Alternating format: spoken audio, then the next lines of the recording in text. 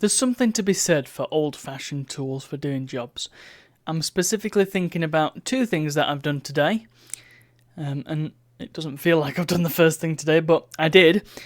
It was the video that I posted on the main channel earlier, which was making a video as if it was 2010. And I've just done a stream in which I created a website as if it was 1996. Yeah, I don't know what it is about using these old tools, because it was the same when I did the click and play stream. It's really nice to be able to go into something knowing that it's not going to produce the best result, because it makes you not worry about what you're making. You don't overthink it, and you don't go too heavy on the details. I mean, there's nothing stopping you from putting details in, but when you're dealing with a piece of software such as AOL Press, which I've never heard of before, but it was amazingly bad, the act of putting in details, I mean, they're so limited with the software that you can't really do much to add details. So there is something to be said about using these pared back, basic pieces of software for doing a job. Windows Movie Maker was the other one I was going to mention. That was the key takeaway from the video. I feel like they give... Here's the thing. Web design. Web design is something that you have to study and learn about, and these days it's much harder than it used to be, because you're expected to know a lot more than your average web designer did like 10 years ago, say, or even 5 years ago. These days you've got to know all the JavaScript stuff, and you've got to keep up with all the latest scripting trends, and you've just got to do stuff, you know? You've got to be able to do all sorts of crazy things, and it's not as simple as just being able to design a website. But even if it was, HTML and CSS, well, they're not something you can just dive into. Sure, they're probably one of the easiest things to learn as markup languages go, but you've still got to learn it, and you've still got to learn the ins and outs and the nuances and how to do, for example, flexbox and grid.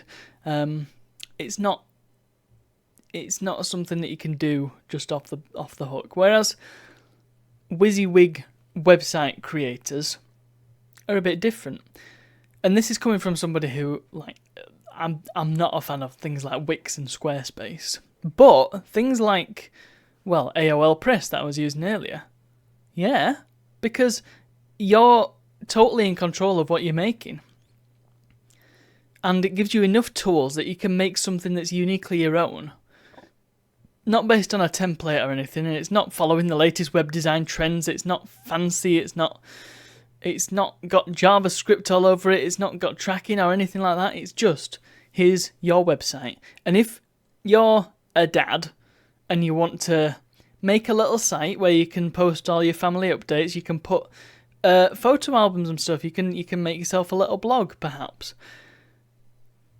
Nobody's going to be able to do that with the current tools we have on offer, but things like AOL Press, for example, I'm sure there's others out there, not Dreamweaver, that's far too complex and expensive.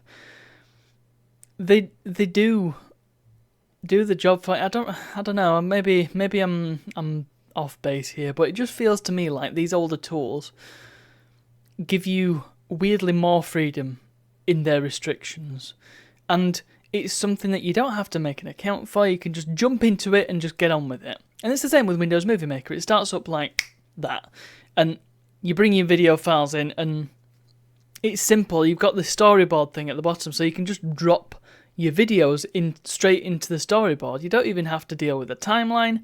You don't have to do any of the complex editing stuff that I have to deal with.